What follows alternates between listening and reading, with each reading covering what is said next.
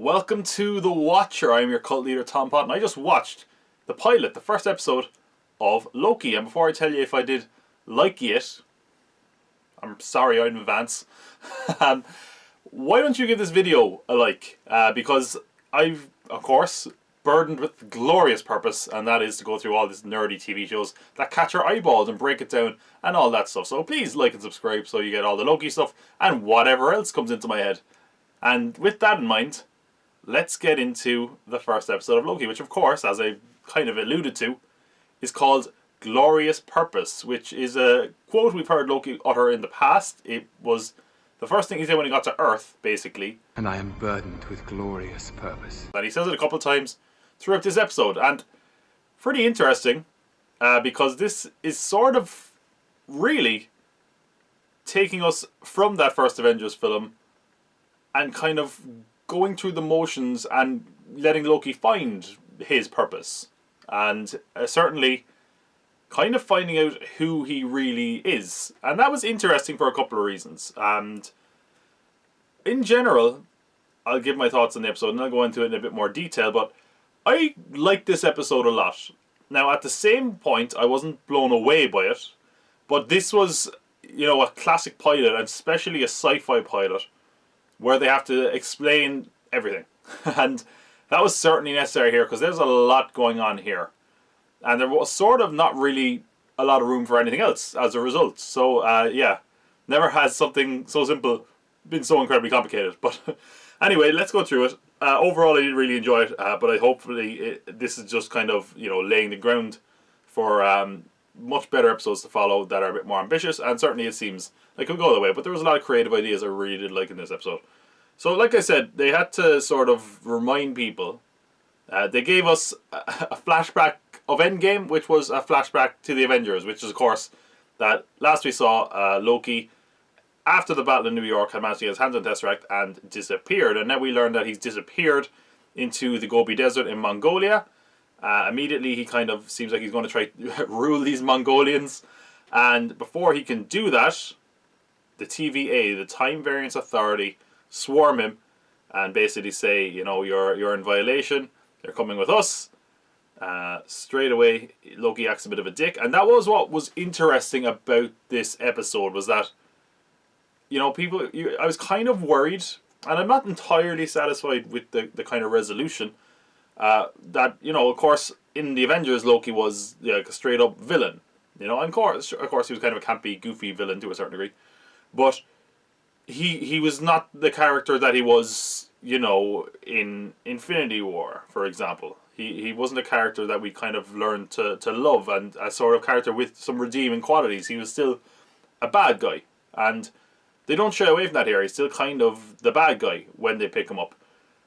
And basically, he kind of tries to, you know, Loki them, for lack of a better word. He kind of acts a dick to them.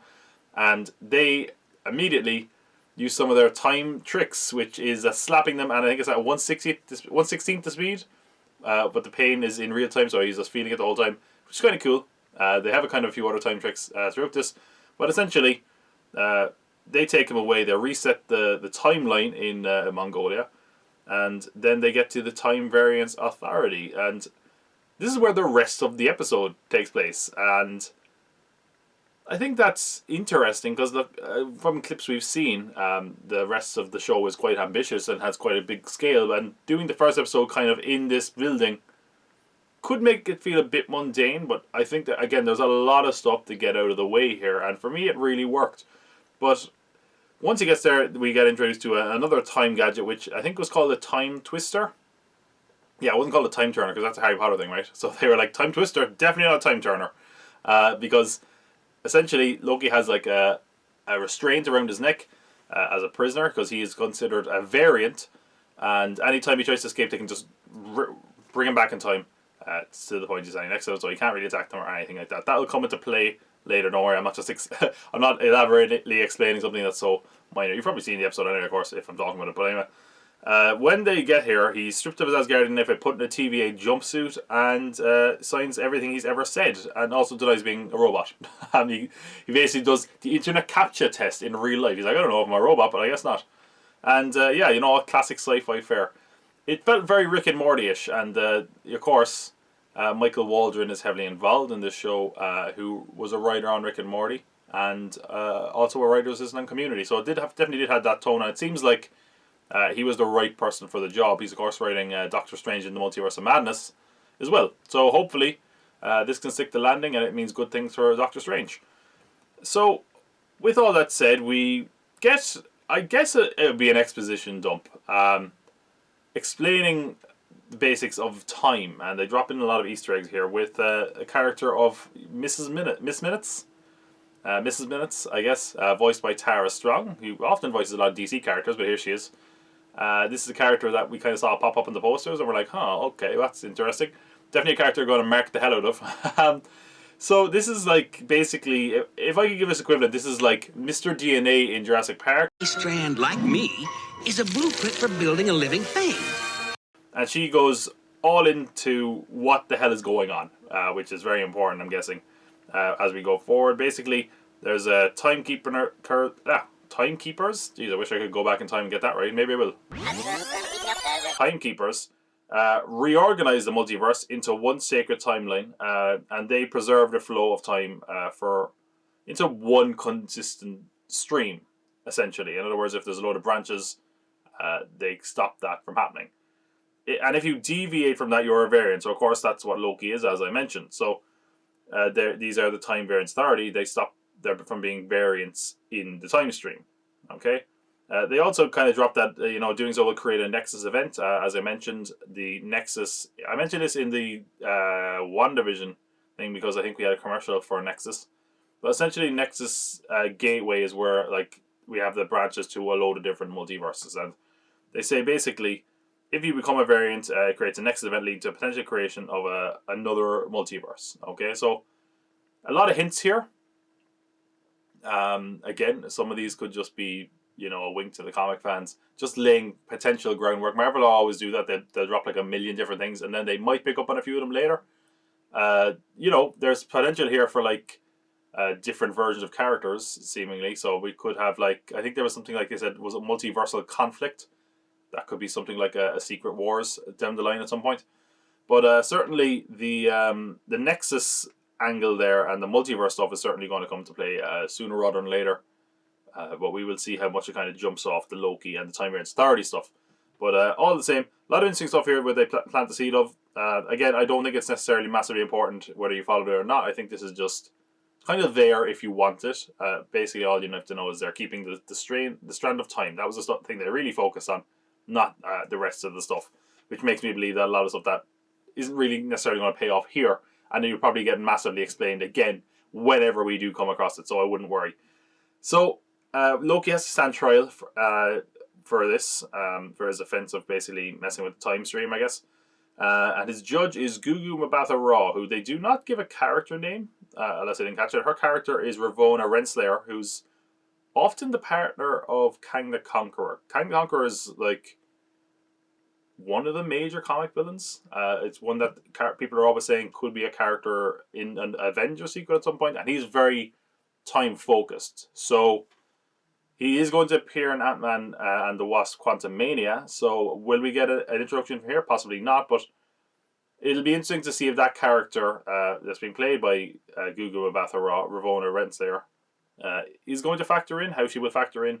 Here she was just a judge, but it was interesting. So from there, actually one thing I do want to say, and I really like this, and it kind of comes around a few different times. We get Loki genuinely being afraid, and that was a good way of making the threat here seem credible when they basically just got vanish a guy from existence for not having a ticket and stuff like that, which I liked. We also go, and what is interesting about this is that the time variance authority, basically all time exists kind of at once. So we see Owen Wilson, time detective, Agent Mobius, sorry, not Morbius, not that Jared Leto vampire thing. Agent Mobius, like a Mobius strip, I guess. So in 1549, they're investigating some sort of attack by an unknown individual.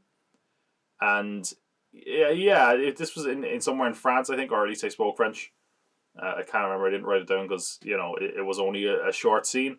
We got a scene that, an image that everyone was talking about in one of the trailers, which is that there was the stained glass thing that looked like Mephisto. Come on, look, we can't say Mephisto anymore, can we? Like we'll all be just embarrassed from the blue walls we got from Mephisto in WandaVision, but basically the kid is like, who was it? And he points to Mephisto, or the seeming Mephisto in the stained glass, and he says, "Don't you worry, that devil is afraid of us," which is like, ooh, that's badass, Owen Wilson. Wow. Wow, I'm really going to have to break out my Owen Wilson impression to try to do those, aren't I? Oh, wow. It's like a time as a concept. Wow. So I'm going to bust my Tom theory now. So, I haven't done this in a while. Tom's theories, still not sure why it's the Goldfinger theme. I assume, and maybe I'm wrong, that image of the devil is actually Loki. Loki has a horned helmet, has the horns. Again, the color of the skin, that could easily be mistaken, but who knows? There is something that is kind of giving, weight to that theory. It's not just that I'm like, hey, horns, Loki. It's something that they give at the very end of the episode. But from there, basically, he learns that someone tells like Agent Mobius, like, hey, we got someone you should check out, and obviously it's Loki. So he's trying to plead his case here, and he's like, I'm a god, and it's just hilariously laughable how he's like, I'm a god, and he tries to use his magic, and immediately it doesn't work. He's helpless as a result. Again, I really like that we're kind of getting villainous Loki here for even a little while. I probably could have lasted longer, and we'll see as it goes on. I guess it's hard to tell yet, but he's sentenced to be reset, but Owen Wilson's Agent Mobius basically is like, no, I got a better idea. Let me do this. And, it seems like not anyone is on board with this except him, but we shall see. One thing I did actually like about this as well, because a lot of people are going to say, like, hey, the Avengers were going around time. Surely they messed something up there. Basically, he's like, the Avengers are time criminals. That's how, whatever. And then they're like, look, what they did was meant to happen. That's that problem solved. So no one can bring up that point anymore. Which is good, I guess. Although it does make you kind of go like, wait, oh, so that minor thing was meant to happen. Okay. But anyway, pretty interesting stuff. As a result, we basically get the rest of the episode with Agent Mobius and Loki. I think these guys have great chemistry. I mean, Tom Hiddleston is a fantastic actor, obviously. Owen Wilson can be a really, really good actor. They play off each other really well. I'm really excited to see this kind of pairing as the season progresses. But he's kind of questioned, and again, we're kind of seeing what Loki, I guess, was at this point in time. They're staying true to the character. He's like, what did you want? He was like, I was going to, finish my destiny or whatever, finish what I started, become king of Midgard, Earth, and the rest of the 9 realms and space and all that. He says, why does someone with such range only want to rule? That's what Owen Wilson tells him, basically. He's kind of breaking him down psychologically here to see that maybe Loki isn't always like the bad guy. Even when he was the bad guy, it was kind of a bit of posturing, maybe, to a certain degree. He says basically, if someone born to rule, you lose a lot, which, yeah, he does. I mean, nothing ever really goes right for Loki, really, and that's why he kind of became a bit of a punching bag later once. We also see a clip of Coulson. Hey, no one forgot Phil Coulson. Hey, good. I hope Clark Gregg gets a couple of pennies for that. They show then essentially a highlight reel from the Avengers. They have it's like an interrogation room with a projector. I don't know, is it like a theater room or something? But they kind of go through a lot of clips of Loki, and of course, there wasn't anything really new here overall. It was clips from the movies, but it was interesting to see, I guess, Loki reacting to the clips because, of course, it's his future in a lot of cases. Now, I say there's no new clips. There is when we get Loki as D.B. Cooper. This was probably the most talked about thing when the Loki trailer came out, because we all immediately recognized as D.B. Cooper, and we were like, "Oh, the possibilities are endless. Why does he have to be D.B. Cooper?" And as much as I'm glad it wasn't just like an aside that was like a visual thing, that there was a sort of story behind it, I'm not going to lie, I was a little bit disappointed that it was just a kind of an aside. I kind of thought this could be something you flesh into a good chunk of an episode. Like, he's got to be D.B. Cooper for a specific reason. But as it turns out, he's D.B. Cooper, and it's because he had a bet with Thor. So he literally goes on the plane, gets a load of money, and they get sucked back on the Rainbow Bridge, the Bifrost, back to Asgard, and that's it. So I was like, I'm glad it wasn't as minor as it could have been, but I also wish it was more. It just left me wanting a bit more, but I did like it. And again, I think it's a pretty fun and creative idea. I think just playing off the general appearance of Tom Hiddleston as that kind of DB Cooper sketch. But anyway, bit of fun. Because of like the nature of this, we do get a lot about talk about like determinism, the kind of philosophy of how much you are in charge of your actions. And he's like, I decided this, and he's like, but did you? Which is fun. Again, you don't want the whole show to kind of grind to a halt. I think it's going to be an underlying theme for the whole show. But it's an interesting one. It's one that, I mean, is a Marvel show the best place to have that big debate? And it kind of feels like you don't have to poke that bear too much. We get it. We got that idea. So after that, he sees the path that he would have taken, which basically follows Loki through. The progression we know him from the rest of the MCU. Where did he go from Avengers? He was arrested and put in Asgardian prison in Thor: The Dark World, and then they more or less skip over Thor Ragnarok, but they do go into his like relation. Actually, no, that's not true. Sorry, they show like what happens to his dad, and they show him teaming up with Thor. This was probably my favorite scene in the whole episode. It was just a very powerful scene, and it definitely belongs as such a good scene because of Tom Hiddleston's performance. So, as I said, it starts with him like, minor stuff like, this can't be real, I wouldn't have landed in prison. And it shows that basically, and something I hadn't fully thought of before, and I guess it was true, but that basically it is Loki's fault that Frigga, his mother, is killed. Because he's like, you might want to take the stairs to the left. And he says basically it leads them to Frigga. It leads them to Rene Russo. And she's killed. And that's, what I think as well is good is that in that scene in Dark World, and again, a lot of problems with Dark World, but I did like seeing when you saw that Loki was genuinely hurt that his mother was killed. And here it's true as well. Seeing her be killed really does affect him.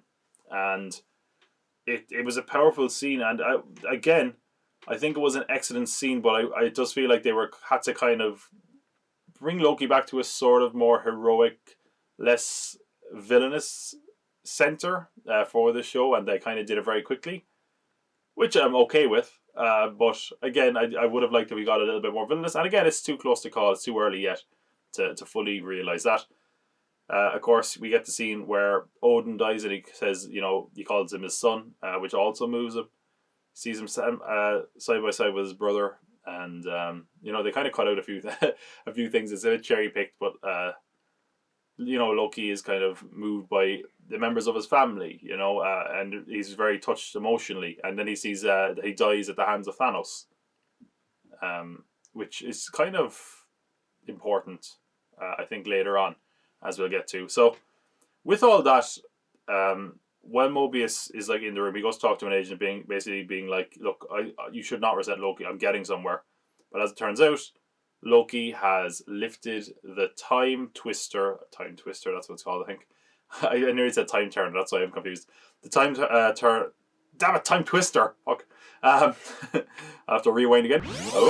Time twister from his pocket and is running around the TVA. So it's kind of cool, actually. He threatens one of the workers, this guy Casey, who I think he's in The Good Place, maybe. And he's basically like, give me the Tesseract, because of course they took it off him when he was brought to the Time Variance Authority. And he's like, oh, you're going to be killed. And he gets it from the desk, and as he opens the desk, we see that the desk is full of Infinity Stones of all different colours, of all different types. And they're like, oh yeah, we have so many of those, we use them as paperweights. I loved this. It was, now again, I'm sure some people are going to be like, oh, well, they just made like the rest of the MCU kind of pointless.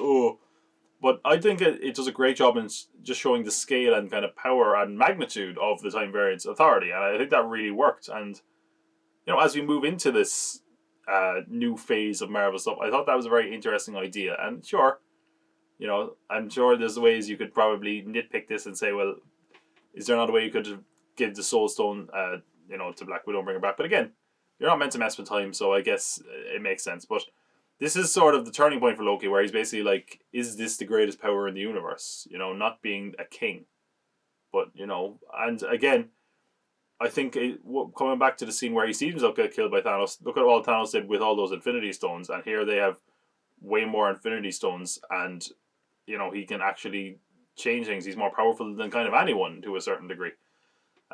So he twists back the time twister until he's back in the interrogation room, at which point he's looking over his future again. Actually, yeah, this is, sorry, I kind of have the order here wrong. He sees his future at this point, so it kind of cements home that fact that this is the right path for him, because he sees what lies in front of him, and he can kind of be a changed man and probably do more, not necessarily do more good, but be more powerful than he ever would have been in that timeline, because clearly he can see now that all the decisions he made didn't really pan out, because eventually, of course, he's killed by Thanos. And an agent comes in, and he manages to get the net constraint on them, and after fucking around with them with the time twister where they're going back and forth, you know, he has a bit of fun with that. Mobius comes back into him, and Loki basically holding the Tesseract is like, I can't go back to my timeline, can I? He says, we get to him at his most honest here. And this is what I mean, where they're kind of reformatting Loki, and I don't think it's as simple as they're getting him back to the point he was at, you know, post or up to Infinity War, we'll say. I think it's more that this is like a new Loki altogether. You know, it's more it's not like full on good guy Loki. It's kind of a Loki that's a bit more existential, a bit more aware of himself, and I think it could be, you know, it's kind of can be a new take on the character altogether. So hopefully we'll see how that pans out, and hopefully it does pan out into something interesting. But he essentially says, like, you know, I don't enjoy hurting people, but it kind of becomes part of the illusion to show that I have control. You know, that he's not fully a villain anymore, and essentially he kind of like, you know, even an Infinity Stone is pointless when it comes to the TVA, and he was really like, this was the moment, like, because for the whole thing he's like, the time is sorry, this is nonsense, this is ridiculous, I'm a god, fuck you all, like, this is where he was like, okay, you guys have actual power, I kind of see that now. And he says, well, you know, can I join you, can I help or whatever, and they're like, you know, the reason we have you here is because we're hunting a variant, and that variant is Loki. So they're like, what? He's hunting himself? Oh my god, my face is melting. Yeah, so that's interesting. Hope it doesn't get too confusing. And we shall see how that kind of progresses. They've been really talking up the show, of course, since it launched. Now, again, that, of course they're going to talk it up and launch, but they're like, this is going to have big impacts in the MCU, and which is weird, because this seems like the one that could be kind of removed from everything. So we should see how that works out. But the episode actually ends with something that's kind of intriguing for the next episode. Like I said, this episode was mainly laying the groundwork and the rules and all this stuff, and kind of getting Loki to the point they need him to be at, to carry the show, I guess. But we have a flashback to 1858 in Oklahoma, where the TVA unit is pursuing a mysterious figure.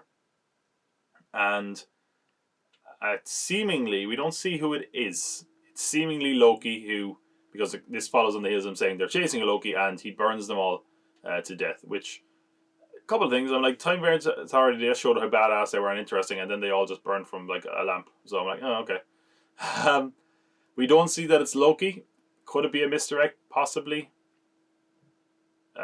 You know, and then again, how would you... Unless it's someone pretending to be Loki?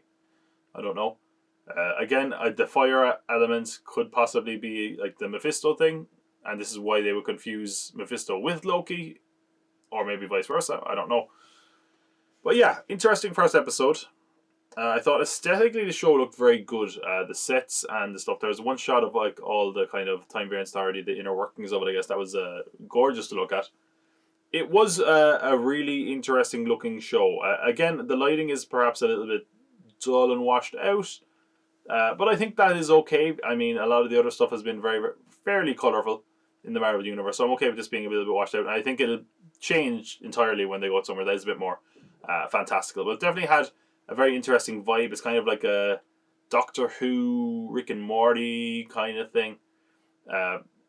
You know, with, I would say, a bit less cheese and humour so far. But that could change. And that is what I will say with this episode. This episode didn't, like, And I guess I know they could do this because I think this season is only 6 episodes. You know what? WandaVision, they put out 2 episodes. I wish they had 2 episodes here because it kind of feels like we're just getting started, and that's kind of the problem with, I suppose, this weekly release schedule. As much as it's entertaining to have something to watch week to week, sometimes it feels like it might benefit from a binge in some cases, which, not always the case for all these shows, but I think for this one possibly is the case, but I think it really is just too early to call. And I think it's too early to call this show in general because as much as I liked it, I'm hoping that this was ground zero and we're going up from here. Hopefully it doesn't go down. But, word of mouth has been generally positive, and this was a very good start for at least a setup for this series. But anyway, that's where I leave this video, the first watcher for Loki. And if it sounds a little bit, scattered, it's because I don't think there was necessarily a lot to this episode. I think they didn't want to do kind of too much vagueness. They wanted it to be very clear what was going on and explain as best they can, because this is basically the whole conceit of the show. And yeah, it seemed like it was pretty straightforward, or at least as straightforward as time travel and chasing yourself across different times while also existing all at the one time can be straightforward, which is seemingly not at all. But anyway, that is this video. Please come back next week. I again still trying to work out the timing of this because of course it's going out on Wednesday, so not an ideal time when you're trying to put together a video, but it'll be out next week anyway. So subscribe so you do not miss it. Either way, I hope you enjoyed this video. I hope you enjoyed the first episode of Loki. Let me know what you thought of it in the comments below. And as I said, please come back next week as I talk about episode 2. Because remember, I'll be watching. Take care.